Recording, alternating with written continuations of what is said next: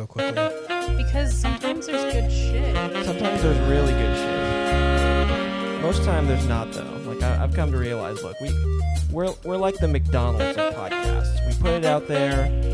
It might be enjoyable while you have it, but afterwards you kind of regret doing it. You mean in the way we just spew shit all the time? Oh yeah, it's the best, but it's good tasting shit. Let me tell you. Welcome to the Transmit Podcast. I'm your host Spike. I'm Victor. I'm Samantha. And today, this is an auspicious day for me because this is the first time I'll have talked about new Star Trek. Is that a word, auspicious? I believe Yes. so. Yeah, it is. Otherwise, I just made up a word, and I'm not known for that. Would you like the Flugenheim? definition of auspicious? Yeah, give us the dictionary definition. Even though I don't trust the dictionary anymore. Actually, let me ask you, what was your context? What's your connotation of that I feel it's a word for a special, like a day that involves note, you know? Notable? Notable, yeah. Conducive to success or favorable? Ooh, this. You know what? Prosperous? You know, I feel like we're gonna prosper if we talk about Star Trek. And are we going to Perhaps. live long? Oh, and, you just did the nanu thing. You can't see it on the podcast, but he held up his hand. He actually could do it correctly. It was weird. Oh yeah, he's doing it. There it is. Nope. No, it's like it's supposed to just kind of be Thumbs up. bent. Yeah, get that thumb out there. Yeah. There we go. Oh, this is good pod. We start with a visual gag. So I'm doing the Vulcan greeting. Yes, you are. Or is it a... Yeah, it's a greeting. It's a Vulcan thing. And it's a goodbye, too, right? It's kind of like It's like aloha. It's It's just the a wave. aloha. It's just a wave. It's like a wave. It's a really good formal wave, right? You know, and let me tell And you. then the mind melds. Yeah, well, that's a little different. They don't do it with the No, they don't do it with that. hand shape. They do like a whole it's like a claw thing at your face. I can tell you that in Oh. sign language, this literally just means Vulcan hand shape. That's great. So speaking of, I thought like Picard's vineyard buddies were Vulcans at first. That's how into to that era I was of Star Trek. Like, there's no way there's he's hanging out with two Romulans, right? Mm-hmm. He's having that dream, and he's like playing poker with Data, which doesn't seem like a Picard thing. I thought the opposite. I was like, there's no way that those are two Vulcans. Why did you not think they were? They weren't acting proper and I guess, android yeah, enough. They were acting too emotional. They were too into know, wine and cheese and shit like You're that. right. You know, you're right. But later on, you see that one Romulan chick in Starfleet who's like a double agent, Yeah. and she's acting like a fucking Vulcan. Because she's half Vulcan, actually. She's half Vulcan. Okay, so that's You spoilers. just ruined that. Spoilers. You fuck. Okay, yeah, but okay. Commander O is half Vulcan, half Romulan. Yeah, it took me a second to realize. Oh, these are Romulans, because I'm sitting there like, what's going on here? They're really because normally when you see Romulans in Next Gen, they may not be like people like, hey, how you doing? What's going on? But they're not like up Vulcan high either. They're kind of in the middle there. They're kind of stiff. They're kind of rigid, you know. And you're not going to be like, oh, that's a human with weird ears. Mm-hmm. You're going to be like, oh, that's a Romulan. That's a cousin to the Vulcans. And but then they got these people saying, you cheeky fucks, and I'm like, what's going on here? What? Star Trek, there wasn't cussing for like decades. It gets to CBS All Access, and it's just fuck you, you cunt fucker, and it's like. And we won't be sponsored based on this episode. Okay, we might not be. Oh, actually, I have a sponsor today. This episode brought to you by Sesame Street. Get your fucking kids to watch that shit. Okay. So he's on a vineyard now. Like, they went full French. Even though he's a British actor who never speaks with even the slightest French accent. They say you're French. Yeah, I like that. I'm happy for Picard. I'm glad that he got to retire on a vineyard. Yeah, he is a Chateau de Jean-Luc. I like that because they really kind of they have this exposition interview. It's like how can we get exposition without it looking painfully like exposition? It's like, well, we can have someone talk at him for like a long time. No. Computer? Nope. And then they have things like TV in the future. They do. Now there's TV back. It's like there's holos and news and shit. I remember them specifically saying that there's no TV. Right? Suddenly there's like, oh no, we've moved past that. I mean, we still have the holodeck where it's just interactive TV. But No. It's we've moved beyond that. We have news now. We have the news. Obviously, you have the news. Come on, it's the whole. And there's thing. people walking down the street watching the TVs in like stores or something like that. I don't know. Well, I yeah, think it's like, well, if I how remember that correctly. Yeah, they have new. It's like they've contemporized it a bit. They've gone from debranded, like super clean, super modern looking cities to super modern, but with branding. Yeah. So it's really weird how they've gone backwards in like 20 years. Because like so what was it? Oh yeah, so Jean-Luc was like he led like some because they treat the events of the alternate timeline as canon. So those new Star Trek movies with Chris Pine, those ones are canon in their own universe, and that big supernova that led to the events of those new Star Trek movies is canon. And so he helped like relocate a shitload of Romulans until Data Lights, I guess, like did some terrorism. That's as far as I'm at. This is still like episode 1, I believe. Data lights. Yeah, they're not full on Data, but they're creepy and super strong and have pale skin. It's interesting that they took the synth Data's race Right. and made them like terrorists. They took that, idea of playing with an android from Next Gen, just like hey, what if there's an android, to like this deep There's a whole new thing. story arc around like a whole race of them. Yeah, and it's weird. They kind of went away from what I've seen like in Voyager, which I understand why Voyager wasn't all that good, but they had like those EMS holograms doing labor as well. So I don't know, like I don't know what they choose to do labor, like either emergency medical holograms that they repurposed, or now also androids that probably cost a lot more.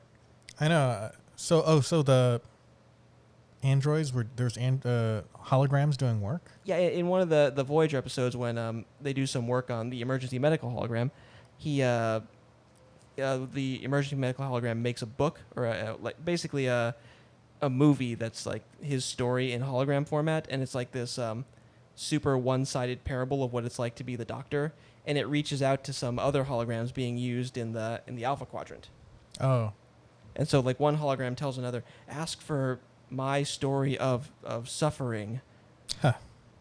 That's funny. Yeah, it's actually one of the better ones. Are holograms are technically they would have the same brain as a synth. No, they would not. There's a positronic network with the synthetics, and with the holograms. They're done by the computer's mainframe.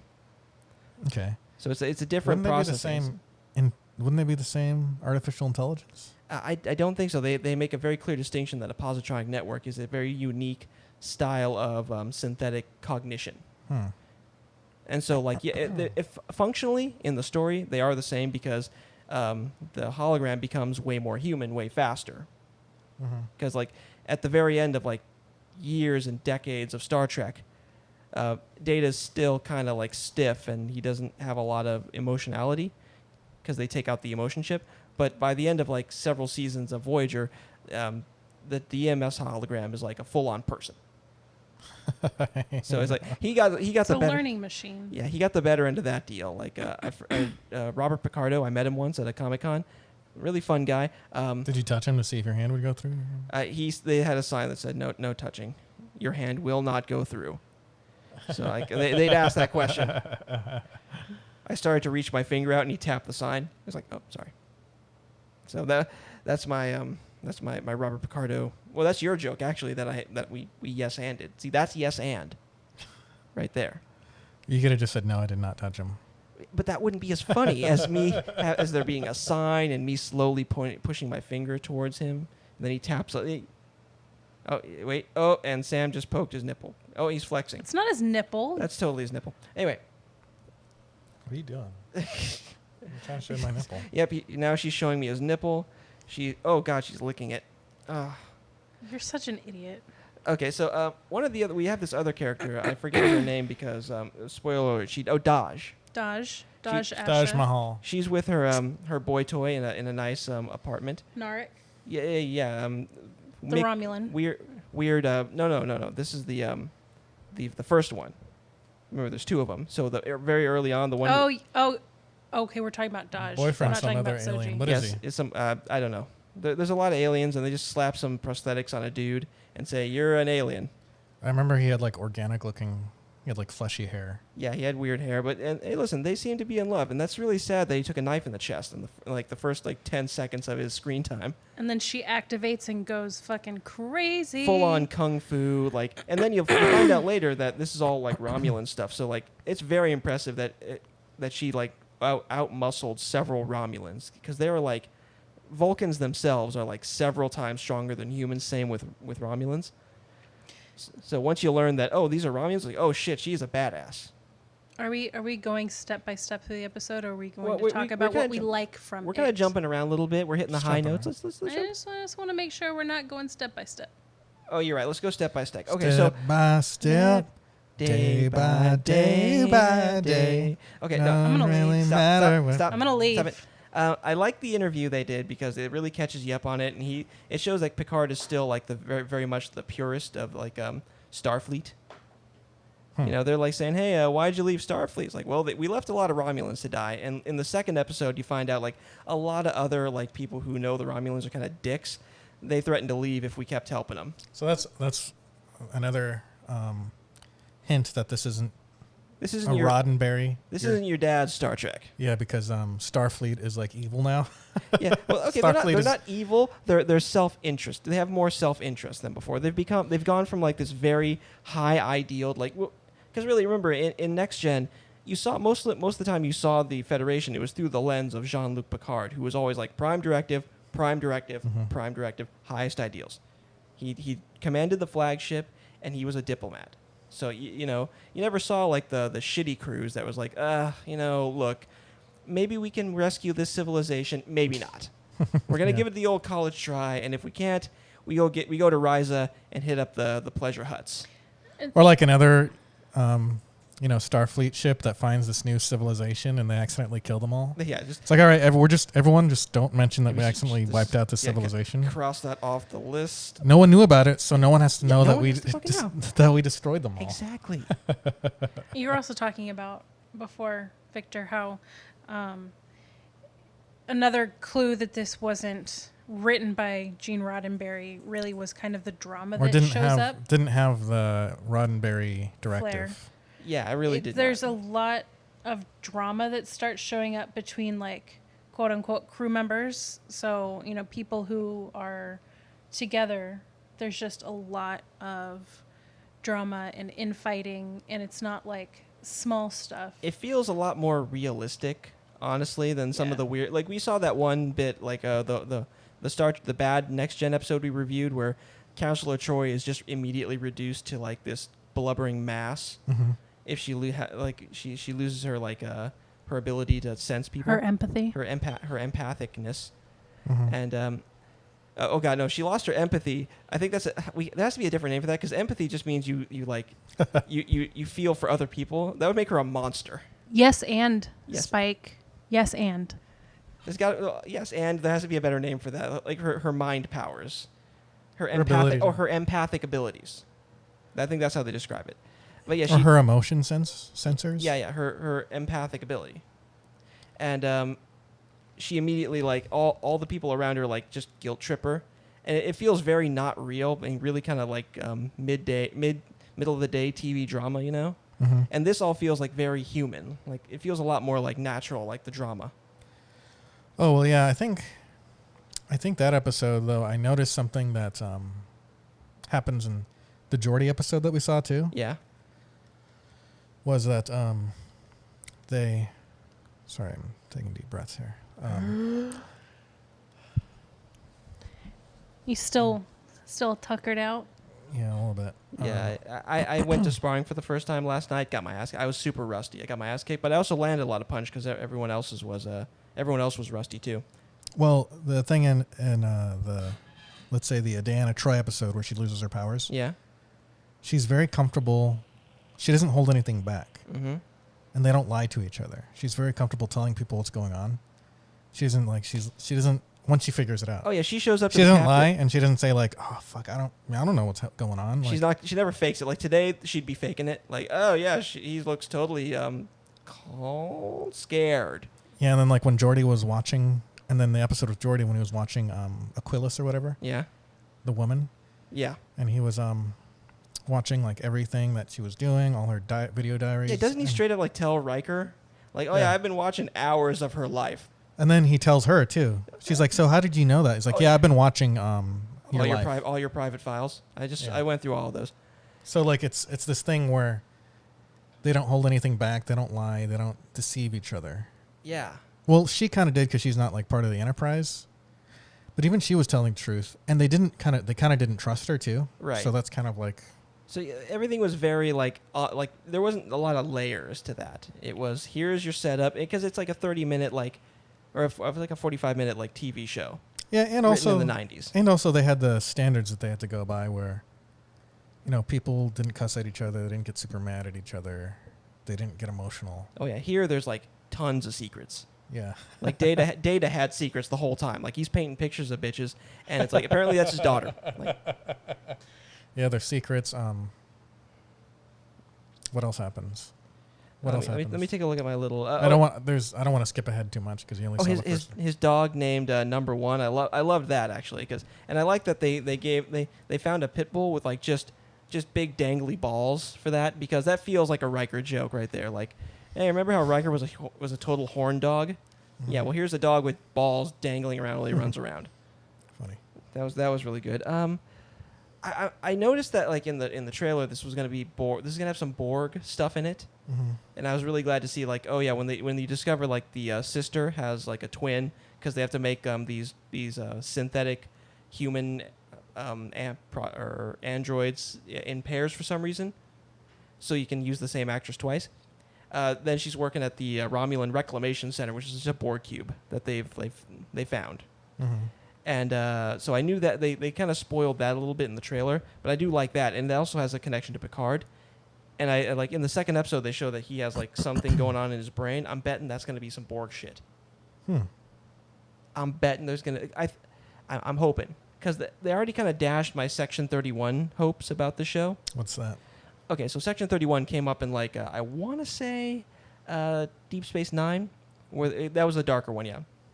So they had this section of a Starfleet that was off the books. It's like they're black ops. Mm-hmm. There's no like record of them, and they do whatever they have to do to make sure that the Federation survives. They've been around for hundreds of years. Oh. And so when they have like the Admiral calling in after Picard asks for a ship and he gets chewed out for being like an arrogant asshole, and when the Admiral meets with the Lieutenant, and I'm like, oh, is this gonna be Section 31? Like, hey, we have to talk about Picard. Do we kill him? I'm like, oh, is this gonna be 31? It's like, no, it's just to was it the Zhat Vash? Mm-hmm. Yeah, it's just two other operatives. I'm like, okay, this is cool, but I guess I think I got my hopes up too much for that, for a little bit of Star Trek lore. Well, I watched a lot of Star Trek. Yeah. I'm not sure if it's... You're kind of onto something there, though. Oh, don't spoil it. Okay, listen. I'm hoping there's going to be some Section 31. I'm not going to say anything. Okay, cool. So yeah, Starfleet has been infiltrated. I'm cool with that. That's happened before. That's a really cool concept. Let me take a look at some stuff. Oh yeah, what was with that CSI technology they made for like, he just happens to have a Tal Shiar like agent working at his vineyard. Like, hey, listen, I saved you, and for plot conveniences, you're a secret agent, and that's how he learns about the Zhat Vash. It's like, listen, I'm the secret police, but they're like the super secret police. Oh. Continue. Oh, sorry, you pulled it up to your face. Sorry. Okay. I like that because the Romulans are always full of secrets and shit. So that's a really cool concept, and I like that we discovered why they don't have any real AI, because they don't like AI. They don't like synths, and all their computers are just do math. That's it. Because like we're working on like newer, and they show this, like they have new hologram programs with better humor, but it's still kind of janky. Mm-hmm. And so I'm starting to like put in my mind meat how this may all be meshing together and all the themes of it. Well, you're really paying attention to the show. I was not paying that much attention early on. Okay, for one, Victor, this is Star Trek. This is fucking Star Trek. This has been pretty good. Like while the Star Wars was kind of going downhill, Star Trek was still doing pretty good. Remember, he's got like a major mini hard-on for this thing. Okay, Major it's mini a hard-on. regular hard-on, for one. Jesus. Let's see. I did get far into the show, and I felt like I needed to watch the first episodes again. So it looks like Data might. I think you do. So it looks like Data might still be alive somewhere. They kind of took away that Data light thing they did in like the last Star Trek Insurrection, where it's like, oh, they have a Data light, and they show him kind of like humming a tune. You're like, oh, we're gonna have Data again, and it's like, no, you're not. It's like, oh yeah, we took them off because those others. Can you not? Sorry. Those other synths did a terrorism on Mars, and apparently Mars is still like on fire to this day, which is like, oh, that's great. Let's see, flashbacks to Mars, synths work for. Oh yeah, they are the creepiest motherfuckers. We kind of jumped around a little bit, so I'm making sure I'm covering everything I want to cover here. Yeah, why does that Romulan have? Speaking of that the Romulans saying curses. So talking more about the second episode, why this is the thing I always mention, like when they show that flashback to the synth uprising, where they have these super creepy datas, and like some people are nice to them, some people are less nice, but they don't portray it as like that second class citizen thing they always do with like robots. You know, they're not trying to do that allegory, which I'm glad because that's kind of a tired allegory at this point. But I'm still curious why they keep making these synths so goddamn strong. Like there are a servant class of worker robots, and they're shaped like humans, and they can interact with our technology, and also, if they want to, they could punch a hole through your sternum. Like easily. Yeah, no, that's... So that feels like a design flaw. Like you're just setting yourself up for failure, for a robot apocalypse, which Mars got. Let's see. There was no record of that attack. Like in the first episode, like that was the weird thing. Like, since when do Romulans have acid spit?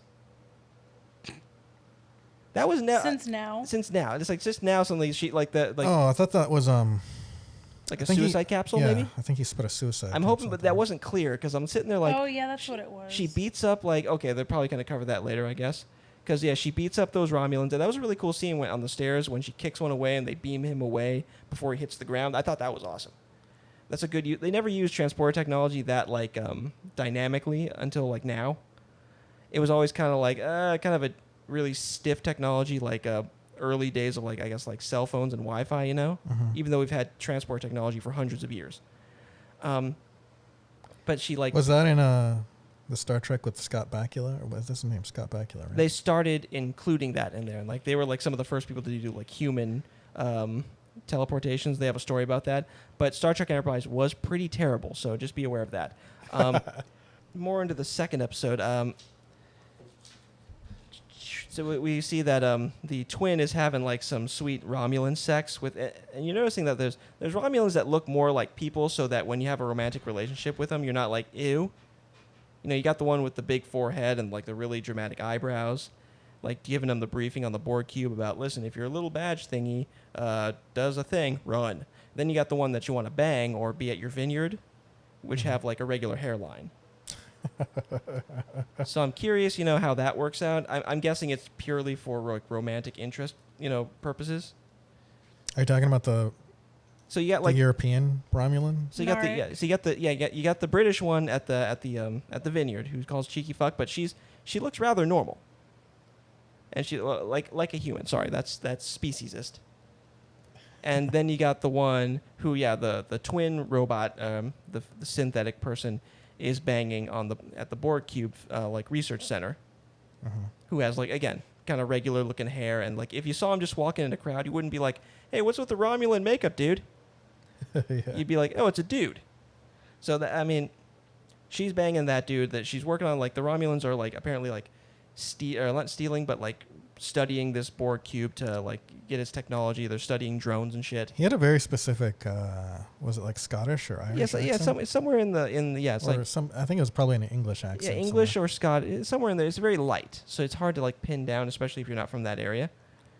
Yeah. So, is there a on Romulus? Do they have like their own version of Europe? I guess it's like, oh, laddie, welcome to Romulus, Ireland. It's like Earth. Would you like a pickled egg? It's like, wait, no, that's English. I don't know what that is, honestly. Oh my god. I liked how that kid at the desk didn't know who Picard was. Like, apparently he's like Admiral Picard is like a fucking hero, and they're kind of showing that you're like there's a new generation. Oh yeah. Because he shows up, he expects just to be like recognized, and then the guy at the desk is like name, like Picard. He has to spell it out. Like, here you go. Yeah. What has happened in the Star Trek universe since? Like, He Next gen. retired. yeah, he retired. Since and, Next Gen, though. Honestly, like those Insurrection movies happened, so those were all Next Gen. So really, this is like 20 years after that. Nothing like, as far as I know, like on film, has happened in the interim. Nothing official. Uh-huh. There has been some like they've had some problems with that online, like people doing like fan films, and they've been cracking down on those hard, which is kind of shitty. But nothing like official. Like maybe in book format, yes, but I don't even know how canon that is. So apparently nothing. He just fucked off to I liked what he said there, because when he's talking, that was a really good thing. Hang on, I forget the line he said before he like he decides to like go back on this mission to like find the twin.